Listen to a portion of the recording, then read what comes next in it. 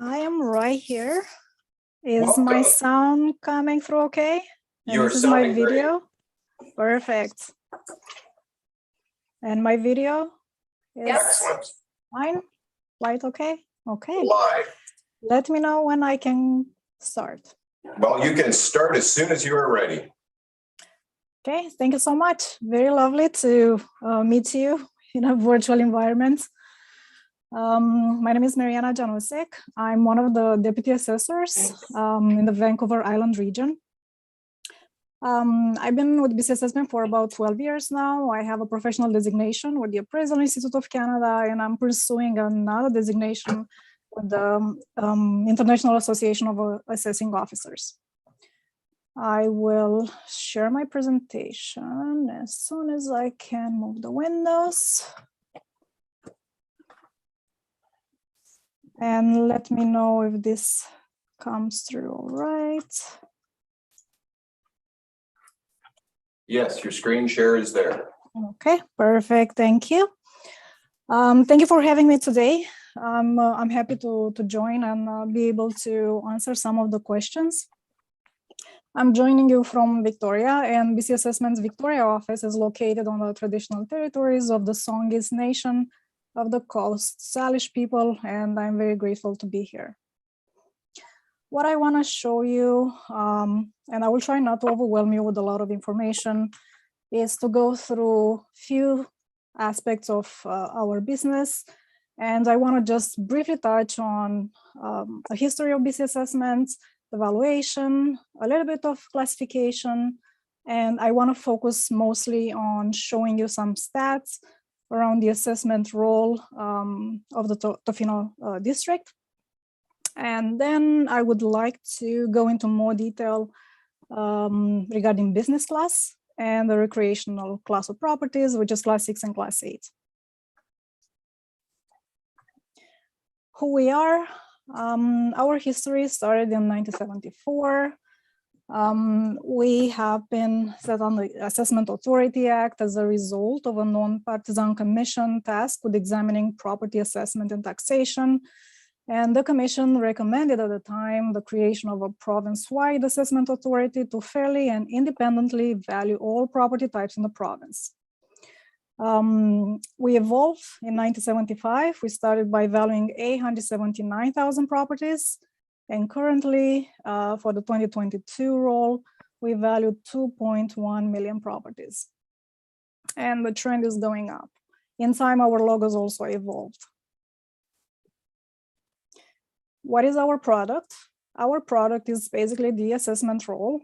We produce on an annual basis a list of property values in order to provide a stable, predictable base for the real property taxation in BC.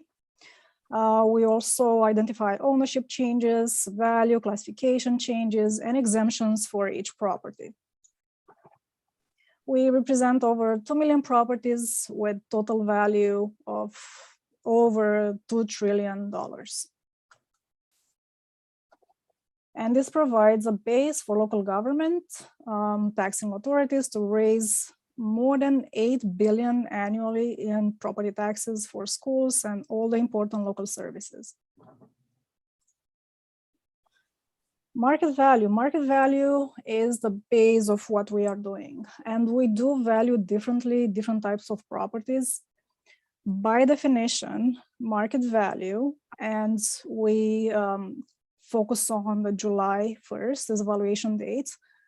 By definition, market value is the most probable price a property will grab in a competitive market when both sides, the buyers and the sellers, each of them act prudently, knowledgeably, and assuming the price is not affected by any undue stimulus, like any financial undue stress. And there is another type of properties that we don't value at market value, but we do value based on legislated rates, and these are set in different acts. Factors that are affecting market values are many, and these are the top 5. Location is a very important factor when we look at the markets and how it trends. Location can be proximity to amenities, to transit, employment, recreation facilities, and such. Land use controls, that refers to official community plan, a neighborhood plan, zoning, any covenants that might affect the use of the property. Land characteristics could be the area, the shape, the topography, the access to utilities or services, views, or proximity to waterfront, for example. Building characteristics could be the use of a building, the size of a building, how tall, the quality of the construction, the age, or the condition. And one of the most major factors for the Class 6 properties for the business class is the income potential. So what income potential means, the rentable value, expenses, vacancy, cap rates, they all play a part in establishing the income potential of commercial property. How land use affects market value. So local governments primarily impact the highest and best use of a property by land use controls and development approvals. And as a result, the market value is impacted by the legal and approved uses of a property. So when land use control changes as a result of a rezoning, for example, the value can change. And if there is a market demand for that type of use of a property, then there is a market, and therefore we do assess it differently. So there could result in changes in value. Quickly, I want to just present to you the 9 classes. I do not want to go in all of them, because that will be overwhelming. But I do want to focus on class 1, is the residential. Class 6, which is a general grouping for business and other. And class 8, which is recreational and nonprofit. Generally, class 1, and British Columbia and Tofino is no exception. More than 80% of the properties are part of the class 1. And what does it mean, class 1? Single families, condominiums, apartment buildings, which are rentals, seasonal dwellings, residential land, mobile home parks, farm buildings, or daycare facilities. For class 6, this is considered more like a basket class. Anything that doesn't fit in any other class would fit in business and other. Most common properties would be retail, office, warehouses. Also development land can fit in this class until there is a commitment to develop a residential property. The land would be class 6. Improvements could be in a different class, but land could stay in class 6. And I will go into more detail a few slides down the road. And class 8, it's basically the recreational class, and this will include land used for outdoor recreational facilities. So think of golf courses or swimming pools or tennis courts or marinas. So that's one type of properties that could fall in this class. And another type are the type of properties that are for public worship or meeting halls by a nonprofit, but they are all they have to follow certain rules, and I'll go into more detail a few slides later.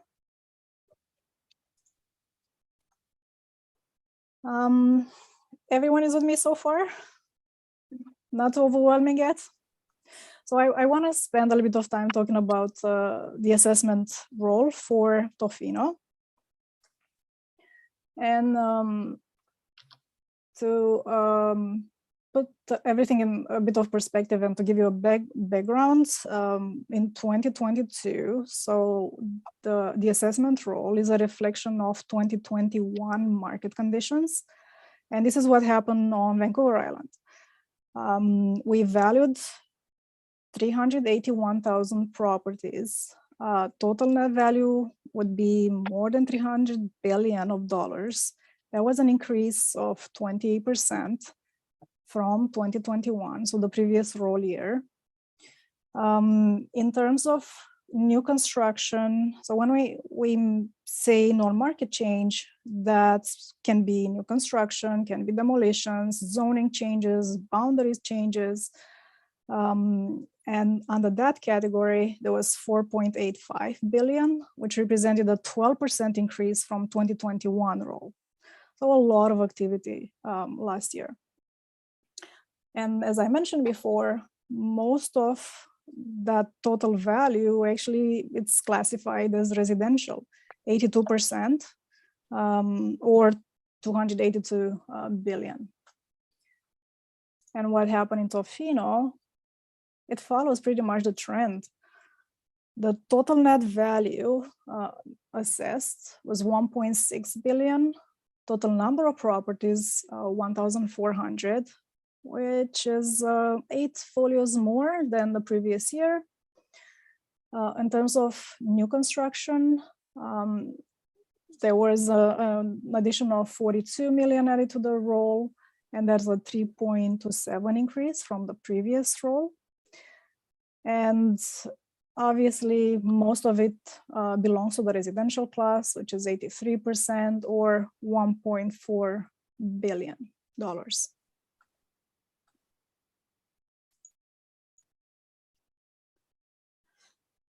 The completed assessment roll in terms of percentage changes.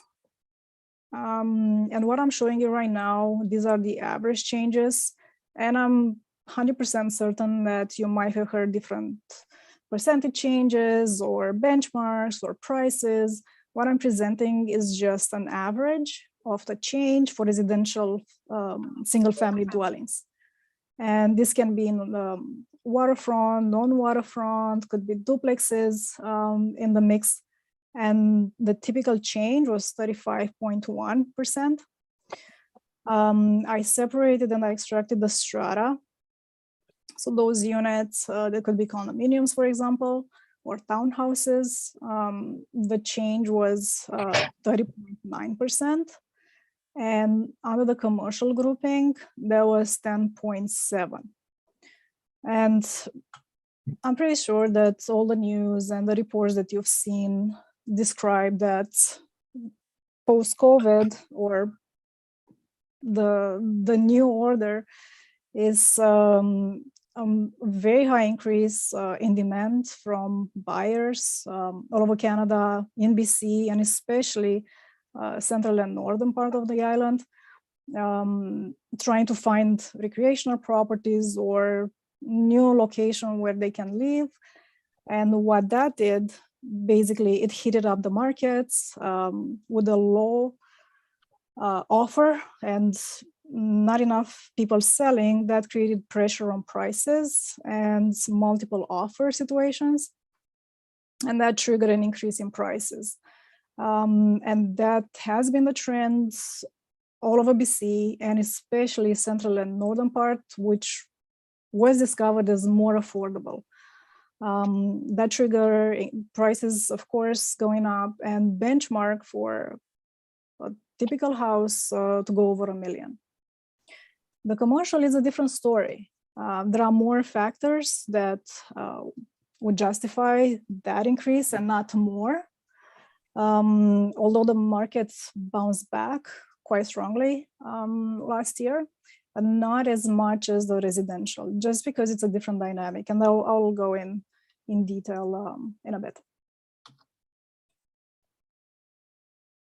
So breakdown, I did run some reports because I wanted to show you in the residential class. So if 83% of the value belongs to the residential class, there is a total of 580 folios that represent single-family dwellings and duplexes. And there are only 65 vacant parcels under 2 acres in the residential class. In the commercial class, it's a much smaller segment of the markets. Only 16% of that value belongs to the commercial class. General commercial properties, there are only 217. Vacant parcels, even less, only 11. And hotels and motels, I counted about 18. And here are some interesting graphs that would show you the general trends. I hope this comes okay for you on the screen. The numbers might be smaller, so I'll try to read. What I try to show you is actually the trend for the past 5 years when we talk about total assessed values. So this is everything that we assess for Tofino. The blue bars represent the total values, the red bars, the residential values, and the green, the commercial values. And what is interesting is that the total values are on an upward trend, solid upward trend. For example, in 2018, the total value was under $1 billion, and right now it's 1.6, and it's a steady pace of values going up. And that is mostly because of the residential market. It's very clear that COVID did not affect much this part of the markets, and the values increase. 2021 roll, for example, they're about $1 billion, and a year later, 1.4 billion. It's a different story with the commercial type of properties. They are steady increasing in value, although the challenges this type of properties faced, they were very different. And I will explain. Before that, I want to show you the market trends. So this would be the Tofino market movement. And what I want to capture here, just the movement of the residential market versus the commercial market. What I want to explain here, that these are the years and not the roll years, and not to be confounded with the or mistaken with the 2022, because I don't have any information right now. We are currently working on analyzing the sales information, the market trends, and I have nothing to present for you for this year. Information will be released probably soon. It's almost the end of August, but I don't have anything to present right now. So I'm strictly talking about the past 5 years between 2017 and up to 2021. Tofino is a small community, and this was very attractive for a lot of buyers. And as a result, it's very obvious that the market movement just spiked. And as I mentioned, it was a seller's market, low inventory, high demand. All these factors played a role in putting a lot of pressure on prices. Properties sold quickly. And as I mentioned, the benchmark average price for a single family, it's over the million price. Not a same trend was noted with the commercial, and I understand that you do have some questions related to why is the difference. The commercial, and when I mean commercial, it could be retail, can be offices, can be pubs, can be markets, hotels, motels. They were differently affected by COVID, and it made everything more challenging. And because Tofino is such a small market, there were not a lot of sales in the commercial part that would indicate that the market is hot, or it was much calmer and everybody was trying to figure out what does it mean and how everybody will adapt to the new rules. So to remind you, we went through closures, hotels had to close down, restaurants had to close. And then when they open slowly, they open up with restrictions in place. So they were not able to reach full capacity or very fast to go back to pre-COVID conditions. And this is reflected. Mariana? Yes. Pardon me, I just would, you're 15 minutes for the presentation. I'm sorry, I didn't give you the heads up on that earlier. I'm just going to look to council to, how much more time in your presentation? I do have 5 more slides. Am I good at the time? I'm sorry, I did not can check. Certainly, I'll just look to council and everyone's nodding their heads. Please feel free to proceed. Okay, I appreciate that. Thank you so much. Sorry about that. I did not check what time I started to keep in mind. So this is reflected by the 2020 when the market went down, and in 2021 it rebounded it went up to 10%, showing that it is recovering, but on slower pace than the residential market. Actually never had issues. Commercial is taking longer to rebound. And by definition, as I mentioned, there are offices. Class 6 incorporates offices, retail, warehouses, hotels, motels, and the main method to value is the income approach. And what means income approach is basically to convert anticipated benefits of the rental income, for example, to be derived from the ownership of property in the value estimate. And we do separate research for gross potential income of a property, vacancies, annual expenses, and then cap rates. And I believe that probably this would help you the most understand how we calculate values for the income type of properties in class 6. So for example, this is a mixed use property. It's a very large property, but I just want to show you, and hopefully this will help you understand how we come up with the market values. So for example, the first line, and I hope it's big enough to see it on the screen. Let's say it's a coffee shop. So this coffee shop has 2,600 square feet. Its rent is $32 a square foot. The gross income will be 85,000. The vacancy is set on an average basis. It's 5, and the expenses will be 5. And the same for the office. It follows the same logic. How much is the rent? It can be very different. The vacancy can be different. The expenses can be different. And when all are added up, showing the net income, then it's being converted using a cap rate, which basically captures the perceived risk of running an income property in this market. That's divided by the cap rate. So the total net operating income divided by the cap rate brings the total market value.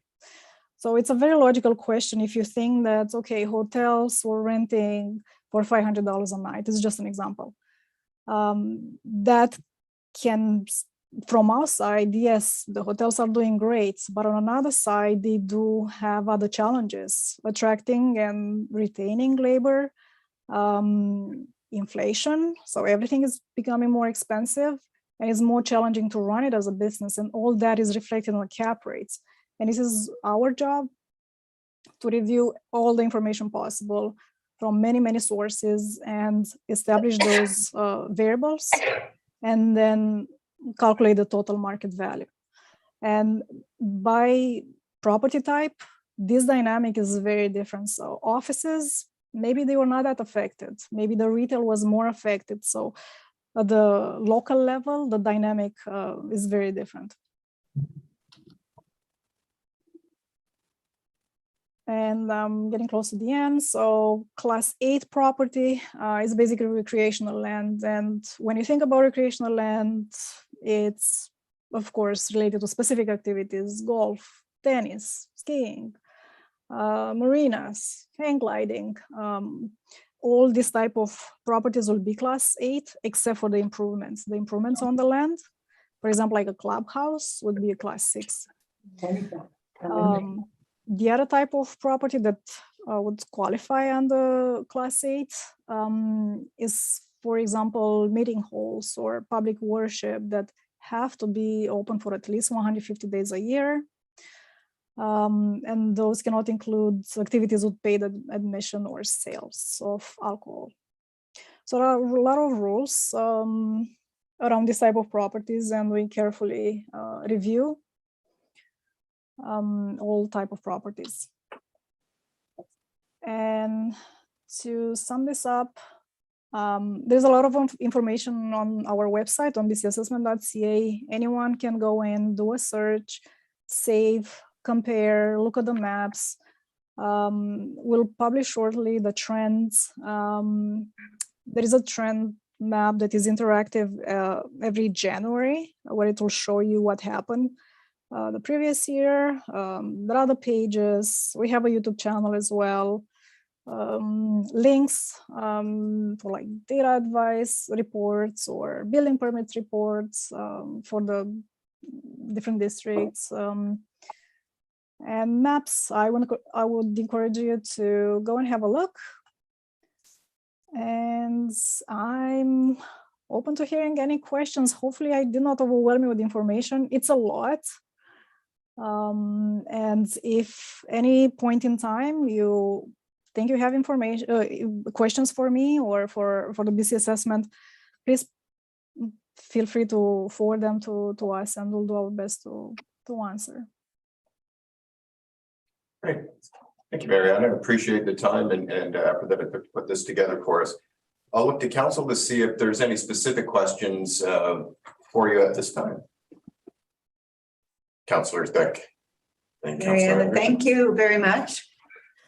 Really informative to see those trends, especially as we look to making a lot of financial decisions in the next little bit. I had a question for you, and that was in regards to the questionnaire that BC Assessment recently sent out to a number of people in Tofino in regards to the bed and breakfast. I don't know, portion of many people's properties here in Tofino. And my question was, where do you anticipate going with that information from the questionnaires? And then I had a second question after that. So regarding the questionnaires, I don't know what kind of questions are on that. We might be looking to confirm that some information, if it's still operational, or how many rooms. I did not see them. So if you have specific questions, have you seen them? Like what type of questions are on those questionnaires? Mm-hmm. We do send a bunch of them.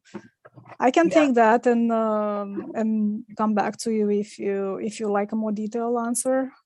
Yeah, the questions involve the number of rooms available to rent on a short-term rental basis, and also inquire about square footage of those rooms or short-term rental basis. And I was interested because I think that's valuable and good information. I wondered whether you were looking at possibilities of split classification, or that was my general question.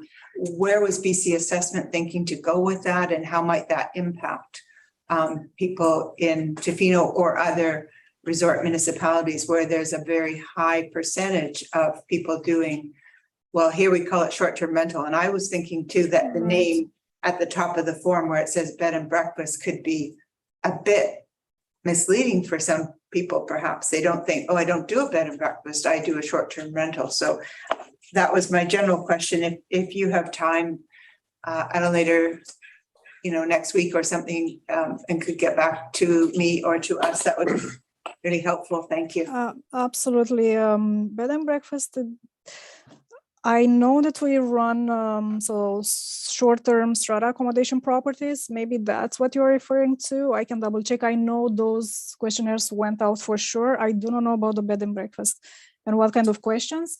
The short-term rental, yes, that will have to do with the split class. So depending how many days in a year the owner used them and how many days were rented in a pool or out of a pool, yes, that will be a split class. I can confirm. Thank you. It wasn't to do with strata. It was no, it was a different type of questionnaires. Okay, I'll have a look. Yeah, thank you. Did you have a follow-up, Councillor Thicke? No, it was answered. Okay. Thank you very much. Councillor Anderson? Hi. Hopefully you haven't answered this earlier in your presentation. I joined the meeting a little bit late, but my question was around there's at least one resort that I know of that has stratified part of the the units at the resort, which are rented out through the resort, but as far as I know, they're owned as residential properties. How does BC Assessment classify those type of properties? Do they end up falling in the commercial class along with the hotel, or do they end up in the residential class? That's a mix of everything. So if the owners would use those properties, they'll be mostly class 1. If they are being rented, there will be a calculation and business class attached to those properties. Okay, thanks. If there is anything specific, I can have one of the senior appraisers that is valuing this type of properties give you specific details. Okay, thanks. But yes, it is a mix. Just a quick question, Mr. Janusic. What do we do if we find properties that we feel have been misassessed, and when we would like them reassessed? You give us a call. Here we go. Then. You give us a call. The first step is to have a look on bcassessment.ca website. There's a lot of information there, sales and mapping. So if you put the address, it will bring up the neighborhoods and the sales close to that particular property. And then the description, like how many, if that's a house, then you can compare, okay, how much a 4-bedroom house sold for in my area. And that's the first step. And second is to give us a call so we can review together. Thank you. Hi, Mariana. Hello. This is related to what Kathy was talking about, the split classification. We have an issue with short-term rentals in Tofino, which is affecting the affordability of housing for everybody. And I recently attended an affordable housing conference in Port Alberni in June, where I presented and your compatriots from BC Assessment, maybe even your boss was presenting. And I raised the issue about many residences in Tofino are being used for short-term rentals or for commercial purposes, and would a split classification, was it going to be introduced? And initially the response was we should be looking at bylaw enforcement, zoning and business licenses. And I kind of mentioned that most of Tofino was already pre-zoned, so that was out of the running. Bylaw enforcement was overrun. And I quote, they suggested that it would help BC Assessment if we were to insert into our bylaws, and I quote, any residence used as a short-term rental or commercial purpose may be assessed as commercial by BC Assessment. So before I bring this before council, I want to know if that is an off-the-cuff remark or whether that is applicable. Doesn't say you will assess it, it just says you may assess it. Let me see if I understand correctly. So there is no available short-term rental in Tofino, and you would like to create a scenario where it will be more encouraged? There's lots of short-term rentals. So just the other way around. Assessed as residences. So are we talking about, for example, houses and the extra rooms are being... Suites. Every possibility you can probably imagine is in Tofino. Okay, and there are being rented as short-term rentals, and you would like to be taxed as class 6. Correct. It's going to be challenging to capture every single property. So I think I counted there 580. Unless we start like a questionnaire, residential questionnaire to ask for that. So basically, you can't really help us at all. It's challenging. It will be very challenging to be able to capture. There is like affordability of housing is challenging as well. It is, and it's challenging for all municipalities, districts, and all over British Columbia. So I'm afraid I don't have an answer for you on that. I'll have to think about it. So you are asking if you could change the bylaws to be able to tax them as Well, class 6? ideally, I'd like to see some of these residences assessed commercially rather than as a residence. Okay, I see what you mean. Right into that I direction. think the power, I'm just thinking of Victoria, and from what I know, something like that was introduced for those accommodations. What is it called? The website, Airbnb type of, and yes, that's the only thing that crosses through my mind. But it would not be in our power to make any changes of class. It will be on their end. Then they work out something. I can find out more if that will be useful as a comparison. But from our end, it will be very difficult to be able to capture every single house. Who's doing what in their own house in terms of rentals. So everybody that does a short-term rental or an Airbnb has to have a business license. Right. So we can tell you right off the bat who's doing, how many houses are being used for that. So you would be able to provide us with a list of business licenses. Okay. This might And be illegal. surely the BC government would like to make more money and tax people commercially rather than residentially. Correct, right? Because of the difference in the mill rates. I don't have any advice for you at the moment. I'm sorry. I can take the question. I would go to the legal and ask. There might be other layers for that. Basically, we just need a legal frame in order to be able to step and do something like this. When houses, for example, have like a business operated in the basement, like, I don't know, a nail salon or an accounting office with a sign, then yes, in that case, it's obvious we can capture it and we can put it as class 6. For cases like this, when they rent one room and it's not something that we can go into every single house to confirm. But your list is a start, could be a start. I'll take back your question and I can get back to you. Thank you. I mean, in many cases, it's not just renting one room. Okay. Rooms. Okay. On my list. Councillor Challenger, we do have a bit of a time constraint today. So if there are any, but Councillor Challenger, please go ahead. Sure.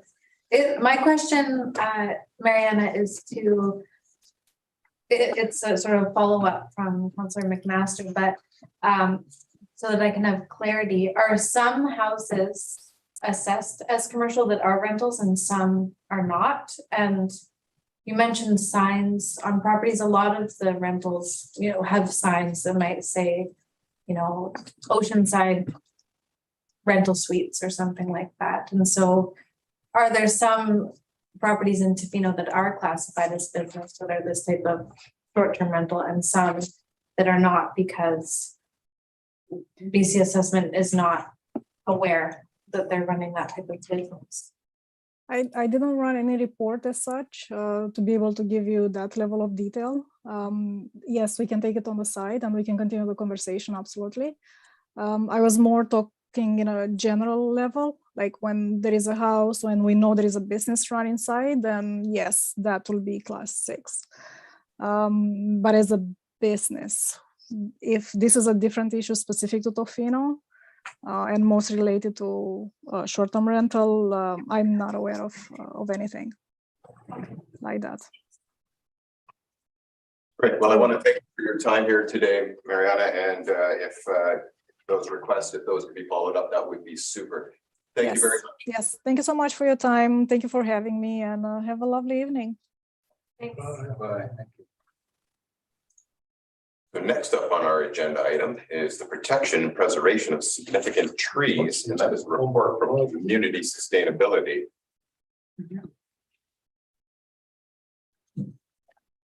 Peter? Hello, Mayor and Council. There he is. I have a brief presentation to share, so I'll just be sharing my screen.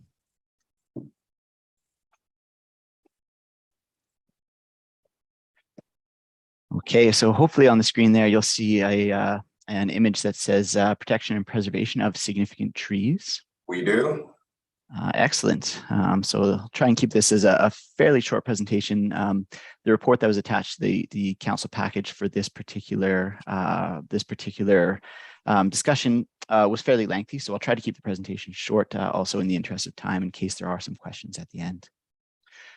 So a brief background, really the report is actually a response to a council motion from October of 2018 that was related to tree protection options. In numerous community consultation exercises over many years, protection of trees has been noted as something that's a fairly significant community concern, along with all sorts of other benefits and really just the intrinsic value of trees outside of anything that we might place on them as a community.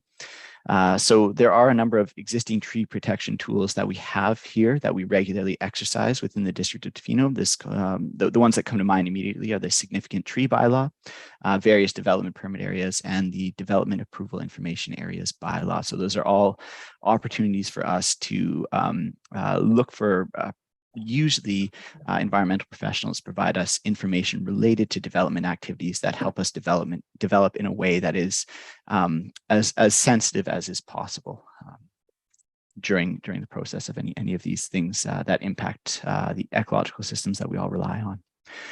So some of the potential additional tools that staff kind of briefly examined in the report include a tree bylaw.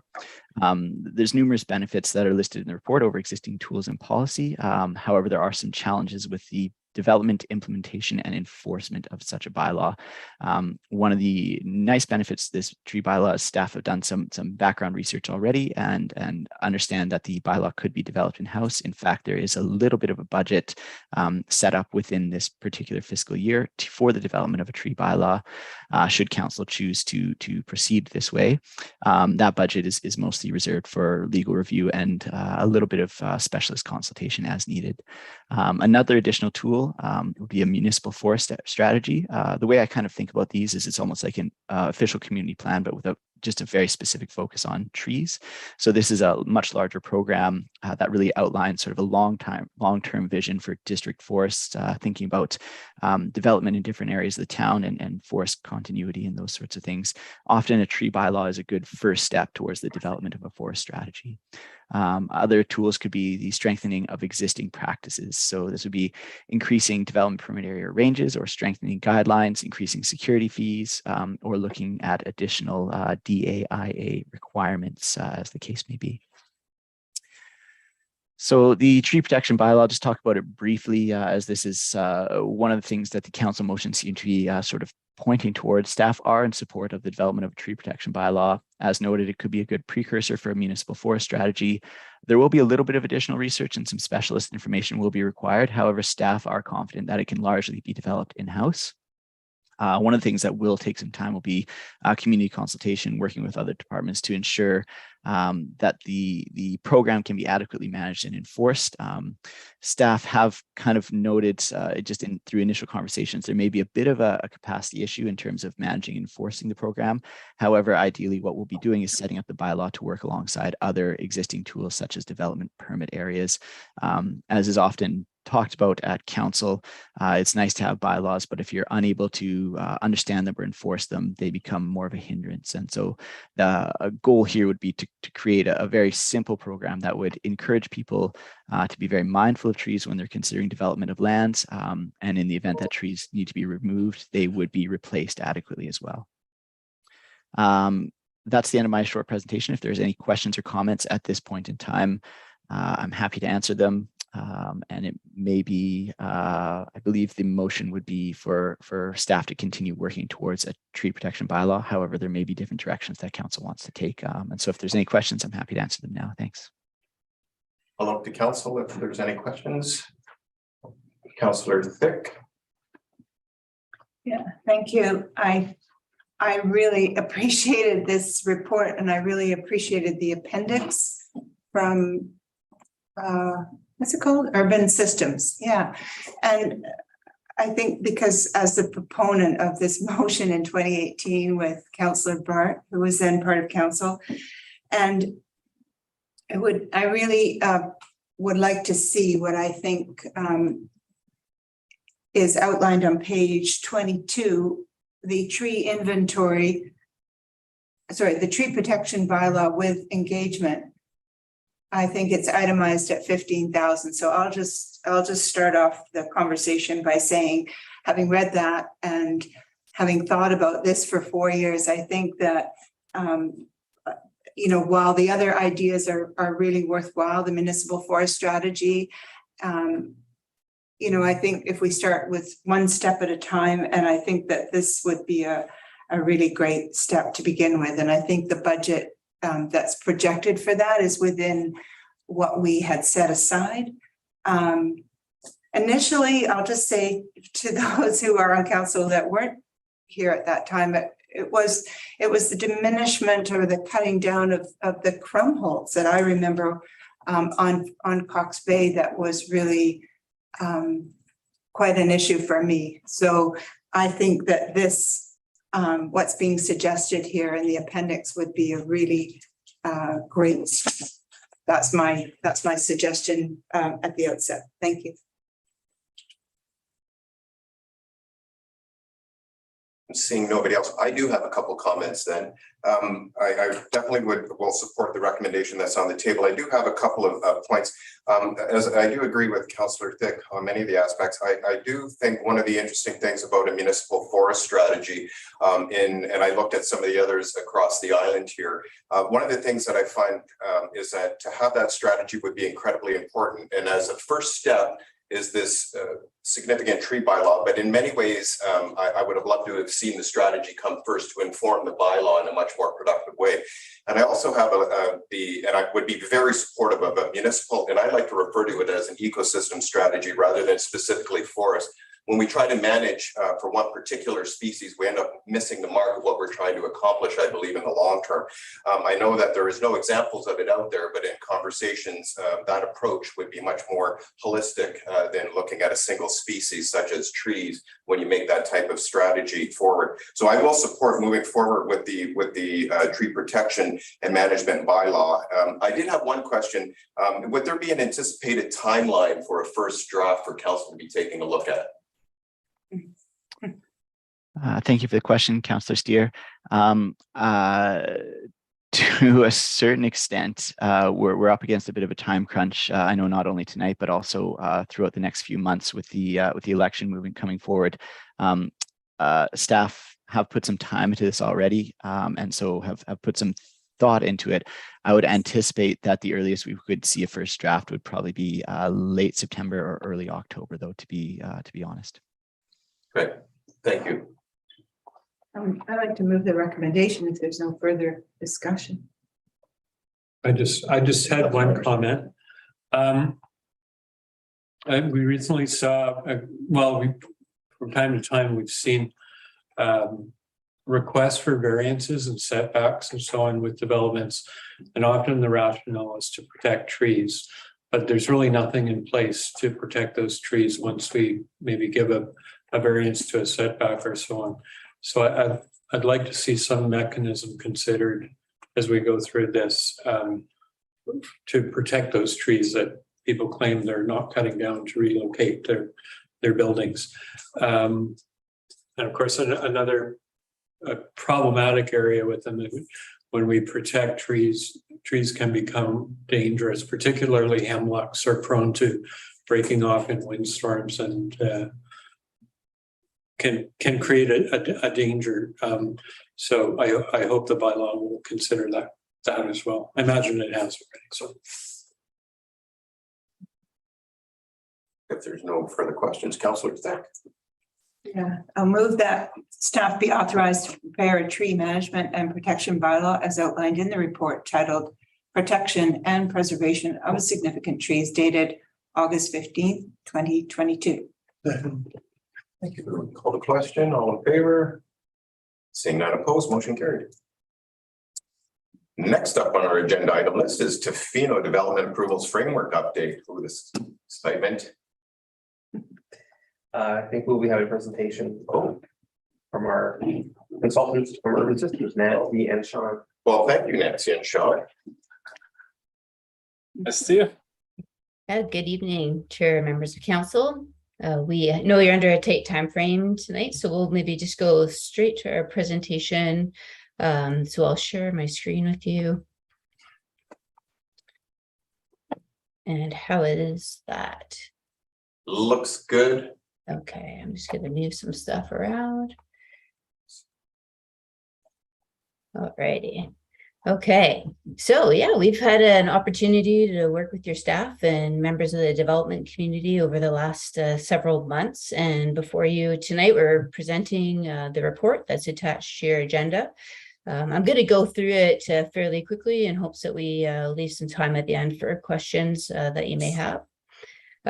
Essentially tonight, I'm just going to go over just making sure we've got the development context correct from your perspective, go over the different project phases that we have, what we've heard from the development community and staff and referral agencies to date, a quick snapshot of that, and sort of provide an overview of the recommended actions in the report, and then we'll go into the next steps.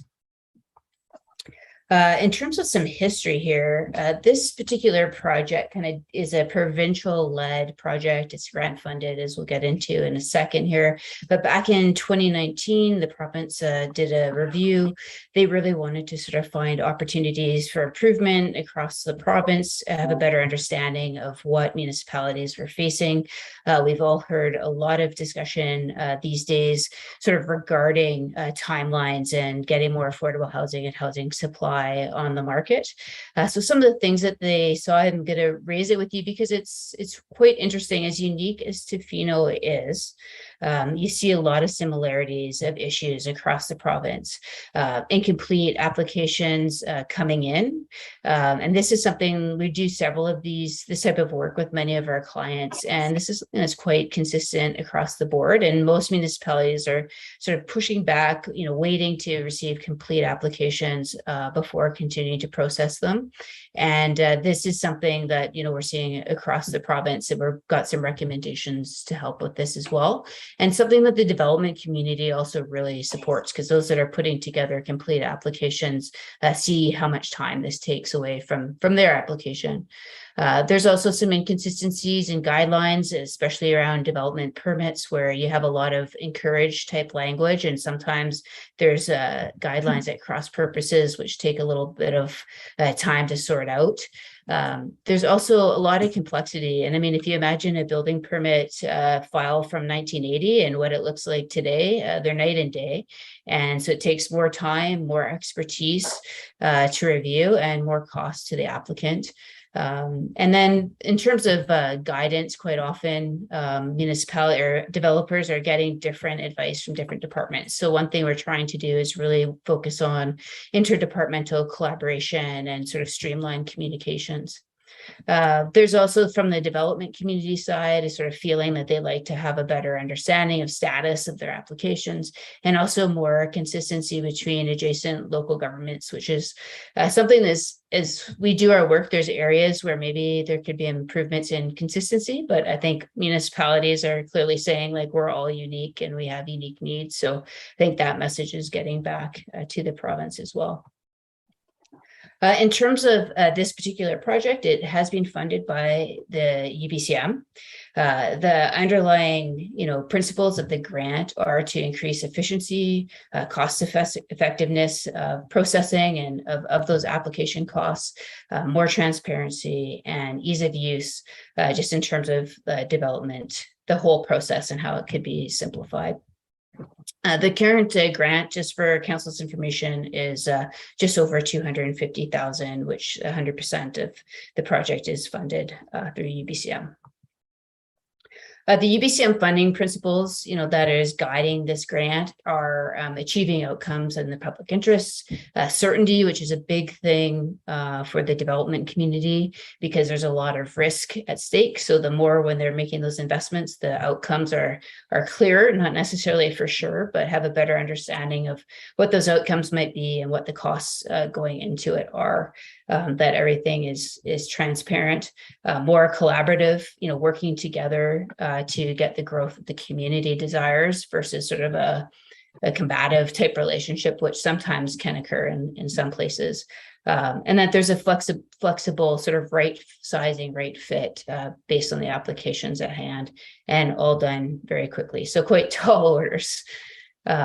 And then the province, because timeliness is really important to the province, they've done their bit recently with Bill 26, which was enacted late last year, where they have essentially removed the default requirement for public hearings for applications that conform to OCPs, and also have allowed the ability for councils to delegate only minor development variance permits.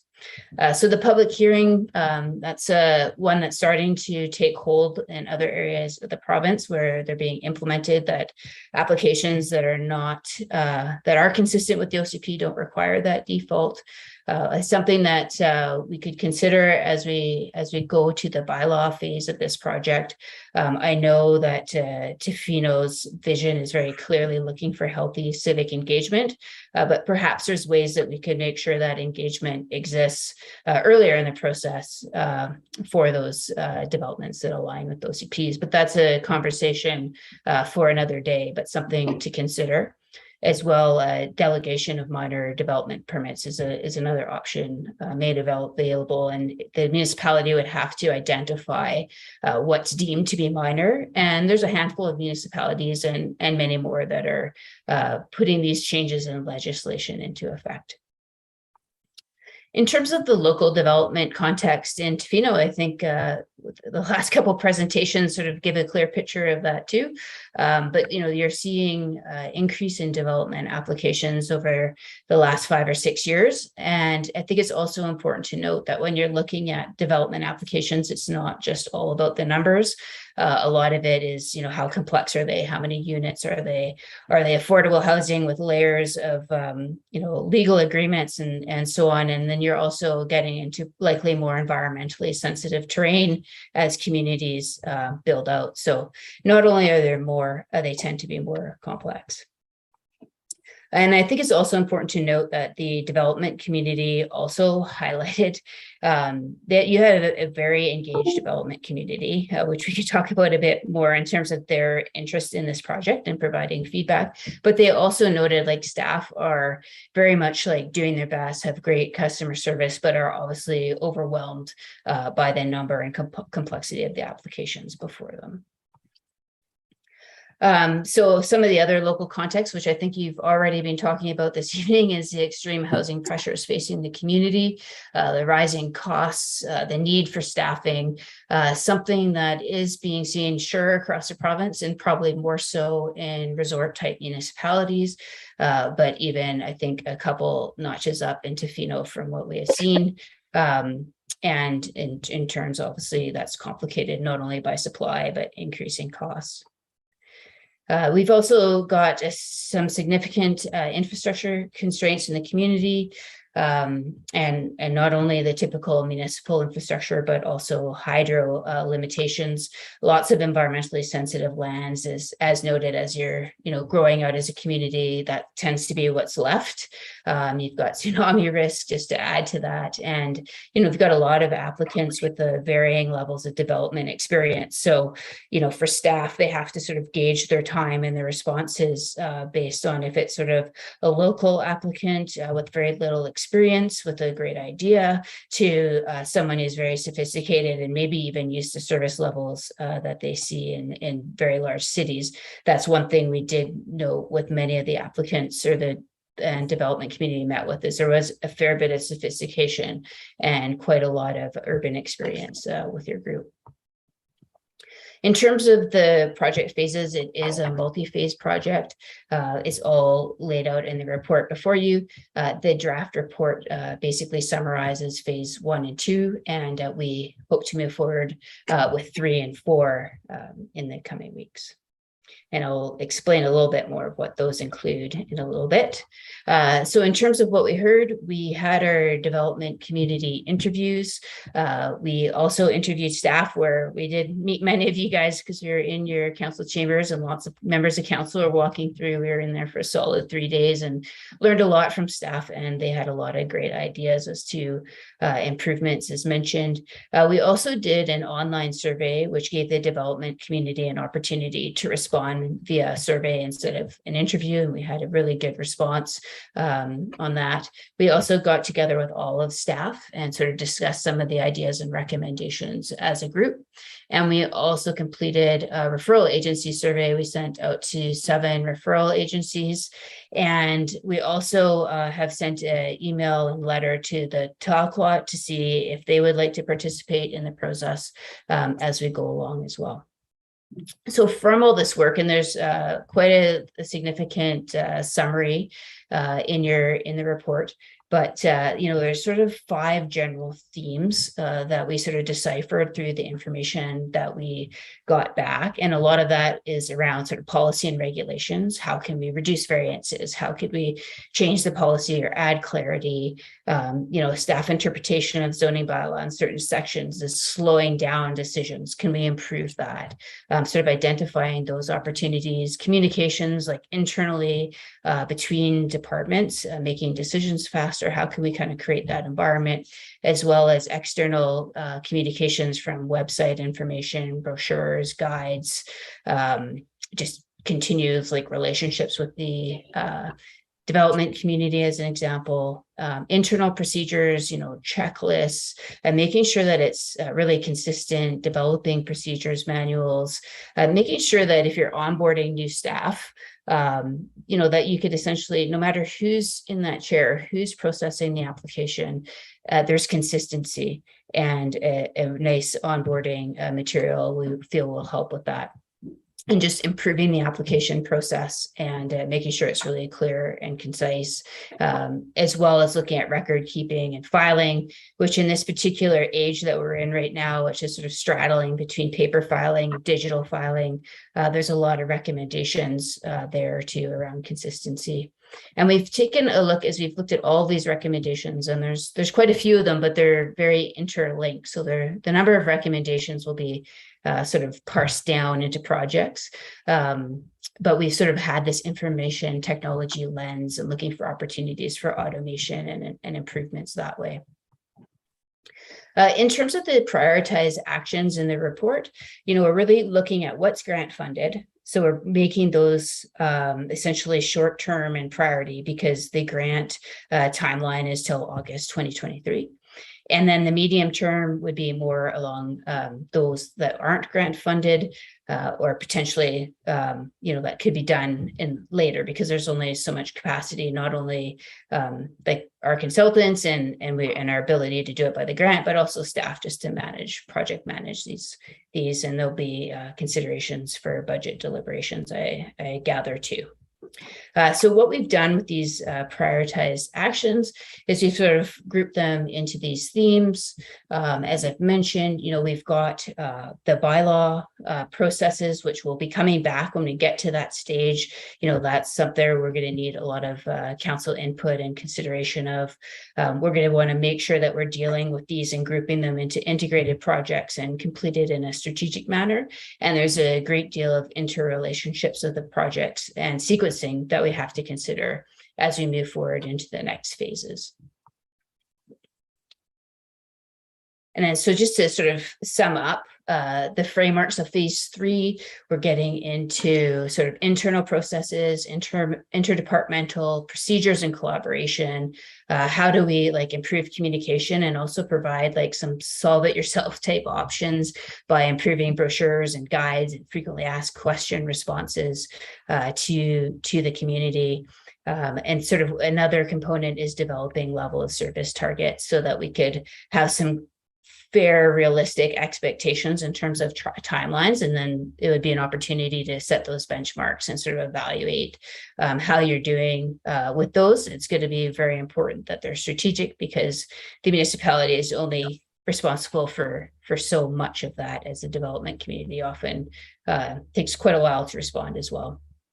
And then the fourth phase is really focusing on updating those bylaws based on sort of the work we do in phase 3 and any policies that need amendment, finalizing all the communication materials. And then we'll basically be following with the information technology updates, because we have to make sure we have those procedures established on paper before we're really implementing that information technology. And then once that's completed, we will be helping the district off with grant reporting as well at the end in August next year. So this sort of summarizes where we're at with phase 3, 4, and 5 to follow. And that concludes my presentation. And we've also got the recommendation on the screen for council's consideration. Happy to answer any questions or comments that you might have. Well, thank you very much. Appreciate all the information there. A lot of that very interesting. And I'm going to look to council to see if there are any questions for you at this time. Mayor Law. Hi, thanks. I just want to say I really enjoyed reading this report. It was very informative and enlightening. Very much appreciated the content. I did talk to a developer from Squam, and he said that apparently the district implemented a webinar that all developers have to watch and sign off on before they even go through the application process. And I was wondering if that was in there somewhere, but that I just have that comment. And another comment before I sign off on that is that I look forward to working with hopefully see what happens, but seeing council work on a strategic plan to go along with this. So excellent work. Thank you. Thank you.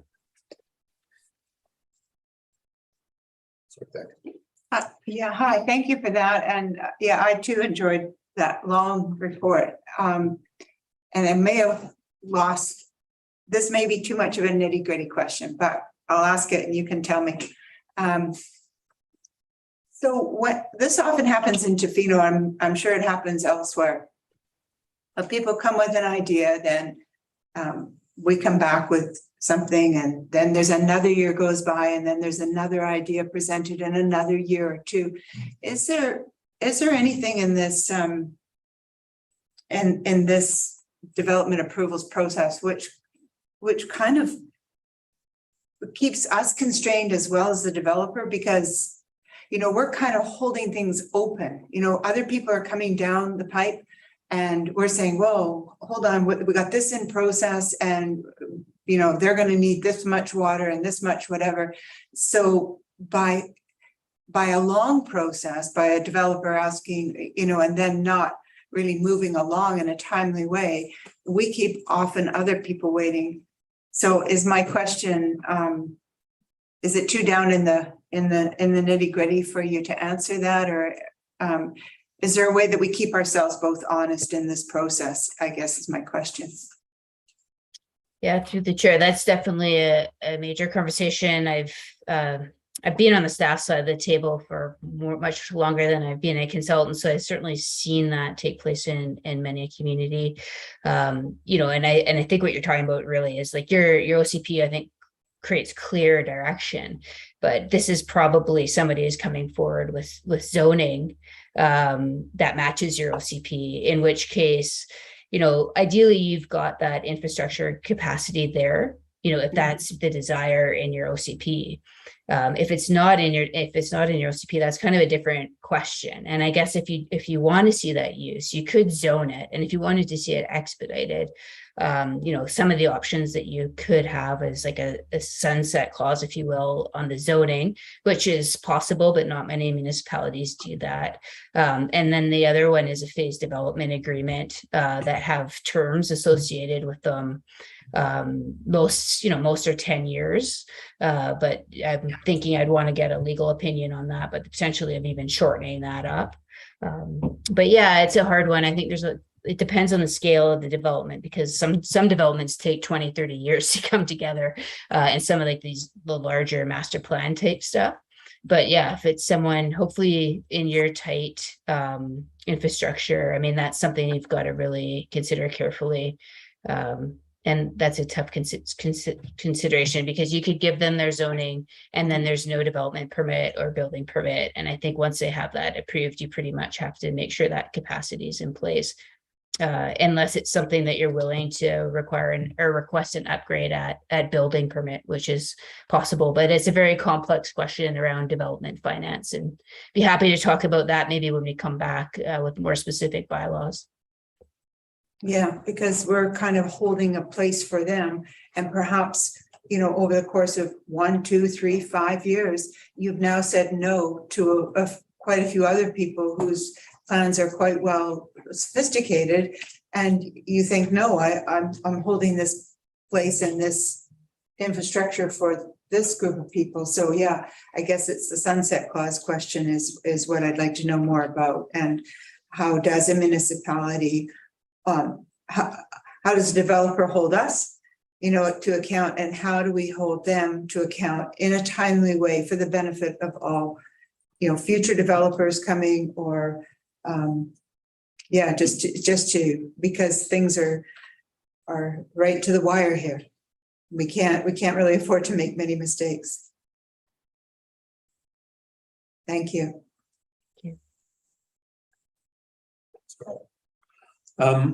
I see this working sort of quite well at the staff level and the developer that level, but I'm just wondering when it comes to the policy making end and the council level, what sort of guidance would be in place? Because council, sometimes they'll want to prioritize certain types of development.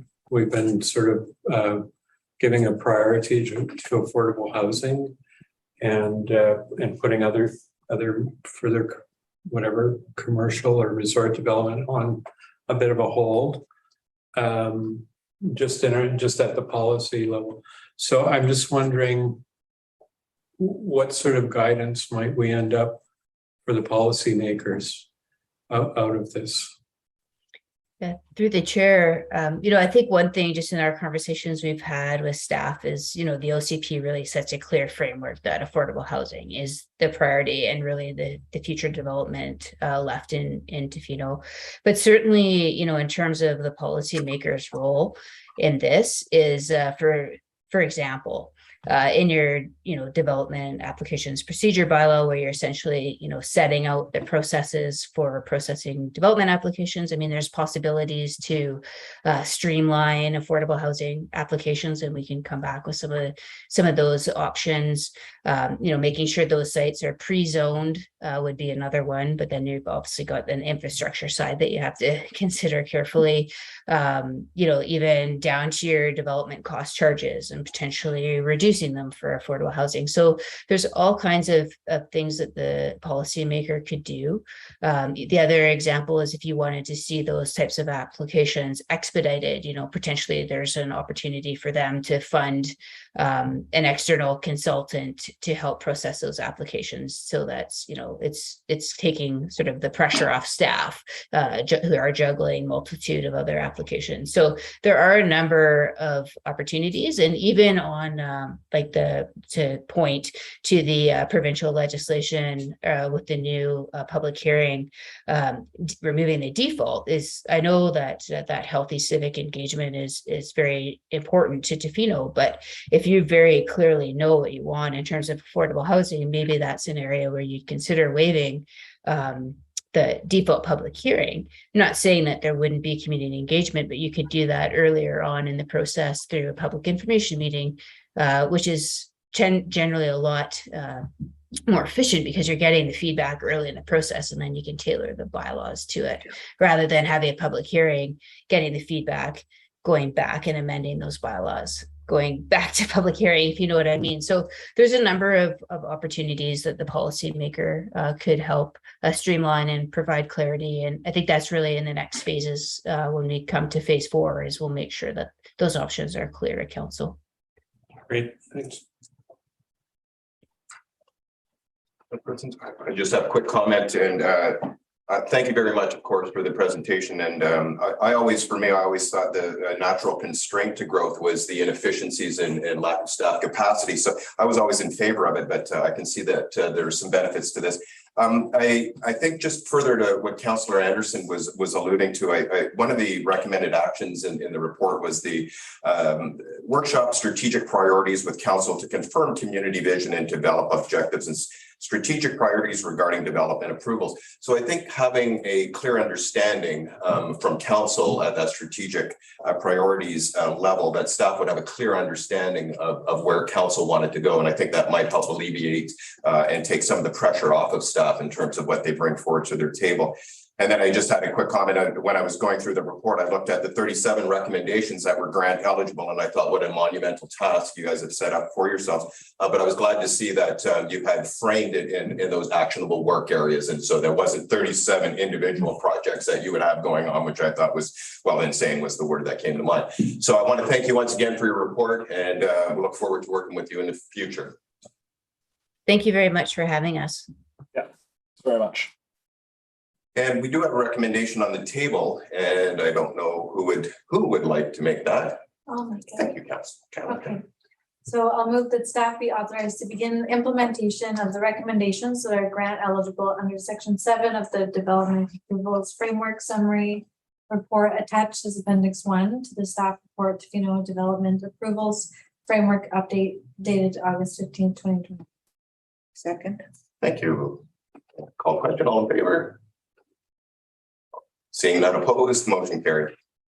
That brings us to our last agenda item, 8.4, Cannabis Retail TUP Policy Review and Update Verbal Report. And there's Peter right up on the screen. Hello again, Chair and Council. I have another brief presentation to share, which I'll do right now.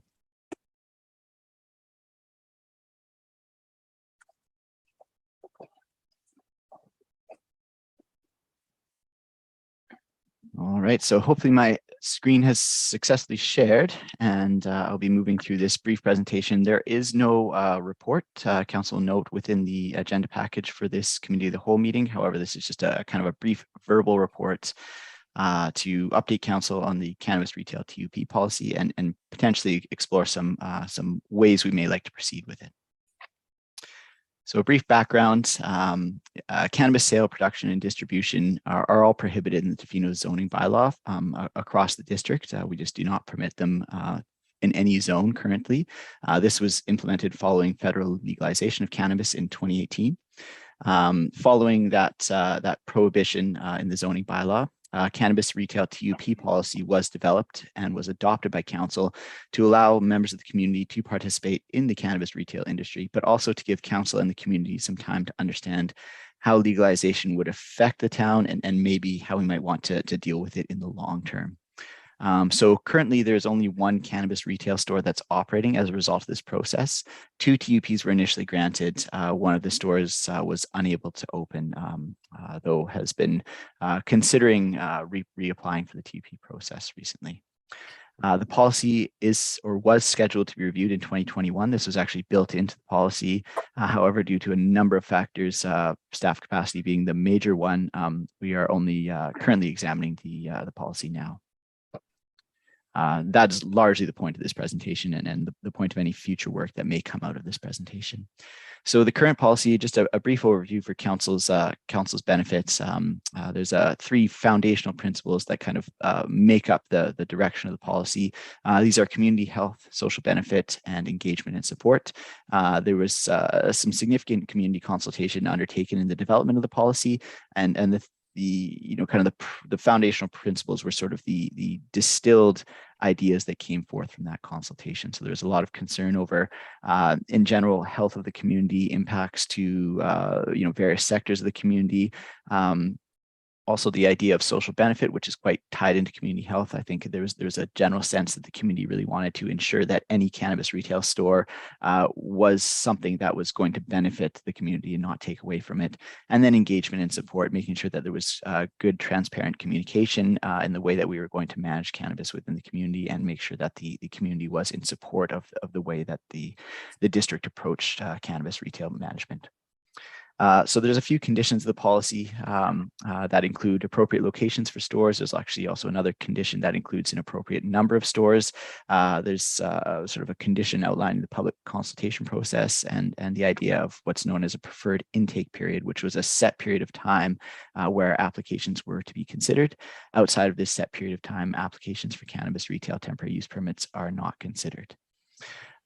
There's a few additional requirements for the applications, including community health and social benefit considerations that were applicants were kind of encouraged to outline how they might meet those policy requirements.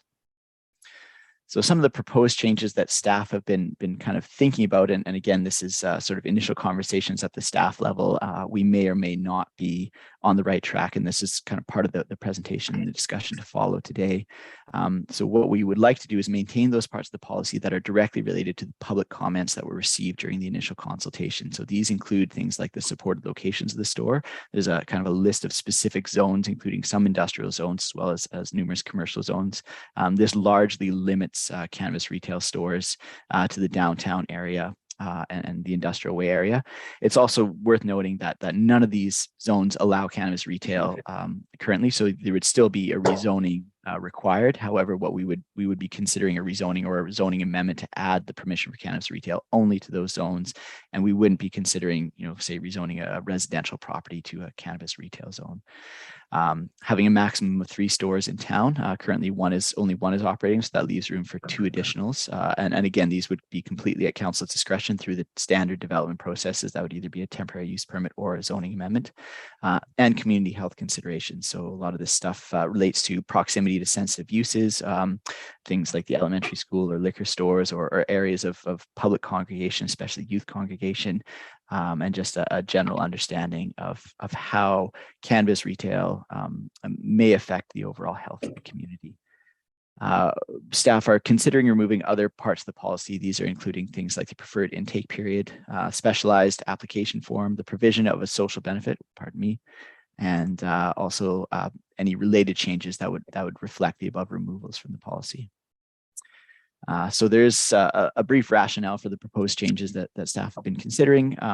Really, there's not much need for preferred intake period as far fewer than expected applications were received. We only received, I believe, 4 applications. Initially, it may have been 5. I can't remember. There are 4 or 5 applications.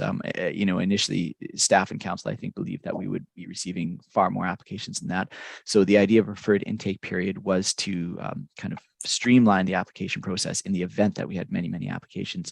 Since that preferred intake period, we have really essentially had no new temporary use permit or zoning amendment applications for cannabis retail in town. And I field as a planner, we fielded, I think, almost 0 calls related to it since that time.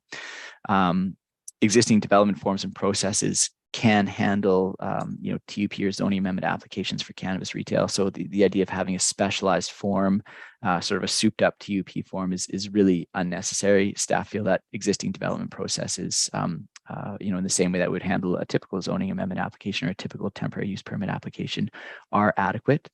And then the idea of requesting social benefits is currently not a requirement for any other legal business in Tofino. And there's an issue of fairness in terms of, kind of considering zoning amendments or temporary use permits that staff really through this policy have been able to implement, but may not be very reasonable in over the long-term period, especially as we consider how we might want to integrate cannabis retail into the community over the long term. So the proposed motion currently for council to discuss would be that staff be authorized to bring forward an amendment to the cannabis retail TUP application policy. This amendment would largely reflect the changes that I've mentioned today, or any other changes depending on the discussion today. And then council would again debate those changes and see if staff had got it right at that point, or if we need to reconsider some things. So that's the end of my presentation. And if there's any questions or comments, I'm happy to speak to them. Very well. Thanks, Mr. Thicke. I like everything you said. I do have one comment about removing social benefits that we don't require from other businesses. It is a very unique business. cannabis. And I think Bill C-45 really speaks to the, what's behind legalizing cannabis, which is ensuring social health and well-being, especially for youth. So I think it's very connected. It would be very connected to request a social benefit from this particular business, noting that it's unusual. And I just also want to point out, just off the top of my head, that when we do rezone for things like housing or whatever, we are asking for affordable housing, which is a social benefit. And when we do STRs and hotels, when we grant those businesses their license, we also expect MRDT tax, which does go into affordable housing and other social benefits, as we've seen. So I do think that there may not be a specific correlation, but I think that we do ask for social benefits from other businesses. The only other one that would be similar to cannabis specifically maybe would be alcohol. And boy, it would have been nice if we could get some social benefits from everybody that served that sold alcohol to offset some of the potential negative effects. So that's all I have to say on that one. So I would prefer myself to see some kind of social benefit, and that would be my rationale. Thank you, Mayor Law. Any other Councillor Thicke? Yeah, thank you. And I do think that the policy review is a great idea, but I would agree with Mayor Law. And I think what came to my mind when I heard the report is just that because we limit this to only 3 businesses in town, as Mayor Law said, I think it is unique. And my mind immediately went to the liquor store and other outlets that sell liquor, and just thinking about their social responsibility back to the members of this town. So I think it's great that we're doing the update. I would agree with Mayor Law on the point of social benefit, and I think it's a very forward-thinking notion. I think we should stick with it myself. So. Thank you, Councillor Thicke. Councillor Challenger. Thanks, Mr. Thicke, and I agree that it's I'm really happy to see this being reviewed and to see how it moves forward.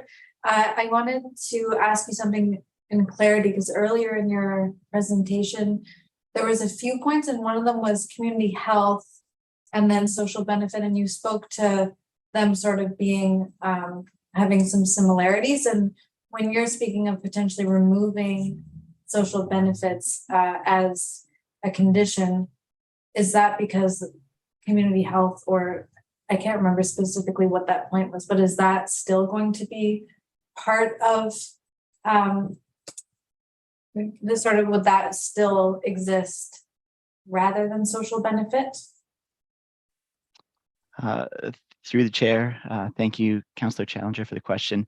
I think the way staff are kind of considering social benefits is in line very much with what Mayor Law has described, in that we have current development practices that consider social benefits through every single development that we kind of, that's one of the frameworks that we use all our existing policy to kind of examine. However, there's the idea that community health or social benefits would all of a sudden be thrown out the window, and that we don't have any concern for that.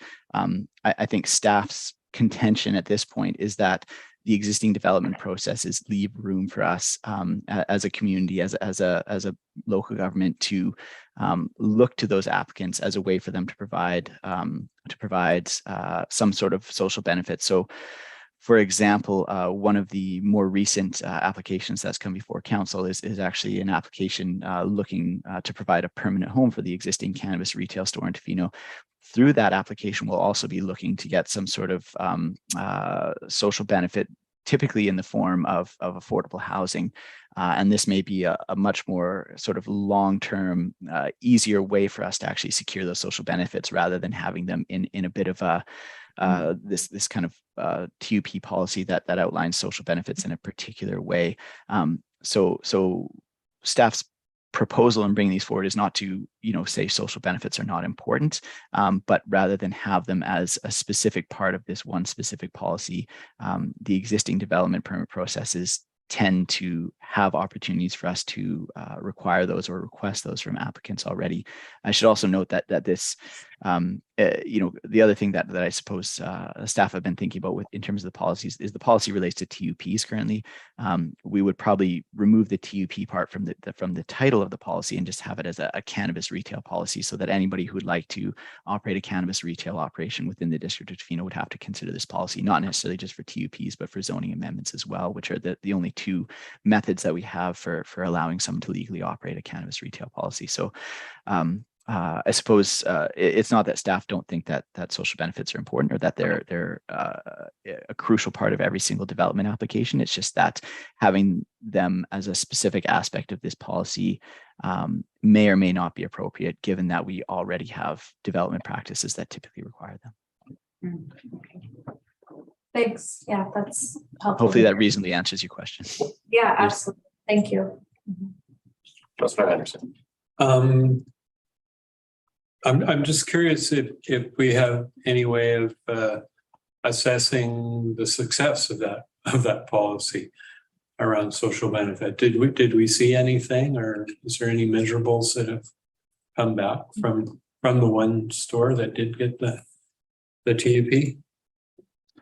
Certainly, through the chair. Yeah, thank you, Councillor Anderson, for the question. During our review of their TUP application some months ago now, they did put an outline of the kind of their social benefits and how they matched up with the proposed social benefits in their application. I would say it was fairly successful in that they were providing staff accommodation for many of their staff members. They also paid their staff members in line with the living wage outlined by the Tla-o-qui-aht First Trust, and they had made significant donations to many community organizations, particularly the Tofino Volunteer Fire Department, where they gave many thousands of dollars towards there. So I would say the program has been quite successful in its goal of obtaining, donations to various sort of community organizations, as well as the provision of housing by the business. Thanks. Thank you, Peter. I just have a couple things. The comments from Mayor Law and Councillor Thicke do really ring true with me in terms of the social benefits, and I understand now through your clarification around, specifically within this TUP process, that this is one component that is quite unique in terms of the TUP process, and so I did understand that. I did have, of course, community health is an incredibly important part in how you.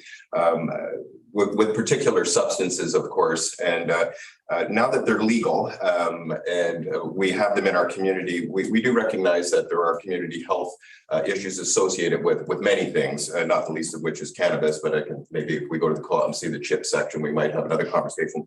But I did have a question around in terms of the TUP process, because cannabis has been illegal and we have not been able to have it in a zoning, for example, a use in a particular zoning. At what point will we be able to have it? How does it get inserted into a zoning use? Or are we going to be dealing with TUPs for the cannabis retail in perpetuity? And then I have a follow-up as well. But certainly. Thank you, Councillor Steer, for the question. Someone could apply tomorrow for a zoning amendment that would allow cannabis retail. We have no policy around it. We only have a retail policy around TUP applications at this point in time. So right now we have a line in our zoning bylaw that says the production, distribution, and sale of cannabis is prohibited in all zones within the District of Tofino. However, all it would take would be a zoning amendment application to change that and allow, say, a specific property to have permissions for cannabis retail. We just have not fielded a zoning amendment application until quite recently, I suppose, when we're the current application that we're kind of considering, which is also a large multifamily mixed use application as well. So that's also kind of one of the reasons that staff are also considering amending this policy to kind of just be a generic, this currently just applies to temporary use permits, but it'd be more of a generic application policy related to cannabis retail for both zoning and temporary use permits that would kind of lay out some of the expectations and some of the guidelines that council has in general for cannabis retail. The reason that we largely went the TUP route, and this is my understanding, is that it kind of gave us a little bit more control, at least during the initial phases of cannabis legalization. Nobody was sure quite how it was going to impact the community or impact the country at large. So by sort of setting the standard, saying that we don't allow it in our zoning bylaw, and any applications that we might have got for zoning would likely have just been denied at that point fairly quickly. And so we kind of had set up and we're steering people down this TUP route to give us a little bit more control and to buy us a little bit of time while we understood what the impacts might be. However, we've never really had any official policy about denying zoning amendment applications. So somebody could have applied for a zoning amendment application at any time since the fall of 2018, and it would have been up to council to decide whether or not they were in favor of that zoning amendment application. One of the advantages to zoning amendments that is kind of relevant as opposed to the TUP is that a zoning amendment offers council a lot more control over things like social benefits. Having those implemented in a TUP policy is relevant because typically TUPs, it's less of a discussion about those sorts of things. However, in a zoning amendment, the cards are kind of all stacked in the district's favor, and that the district can say yes or no to a particular zoning amendment for any reason that they might want to, and work with the developer a lot more to look for those kinds of things that we've described as social benefits. Yeah, so a bit of a long-winded answer, but hopefully the answer to your question's in there. No, it really was. Thank you, Peter. That definitely helped me and put that in the framework. So we have much more control over a zoning amendment for sure. And then just a quick follow-up, it's more for council, is once again, the province, we haven't seen any revenue sharing from the taxation on cannabis, which to help pay for all the work that you're doing right now on this particular item that we've been promised, and that sure will be at UBCM once again to get our fair share of the proceeds from that. So thank you once again, and appreciate your report. Thank you. So that brings us to the end of our day. I do not believe there is unfinished business, and I will just quickly look to Ms. Best to see if there are any questions from our wonderful audience. And she's smiling and nodding no. So that brings us to the end of our day. And can I have a motion for adjournment, please? Thank you, Councillor McMaster, and thank you. Oh, sorry, Councillor. Oh, did you have a recommendation? Oh, you did. And you know what? I was going to ask you to put it back up on the screen because I wrote it down, but I only got half of it done. Thank you, Councillor. I'll share that. Forward. Could you maybe before yes, if you could throw that recommendation back up. I only got it halfway written. Yeah. Great, and I'll make that motion that staff be authorized to bring forward an amendment to the cannabis retail TUP application policy. Second. Thank you, Councillor McMaster. All in favor? None opposed. Motion carried. Thank you. Thank you, Peter. Motion to adjourn. Thank you. Seconded by Councillor Thicke. All in favor?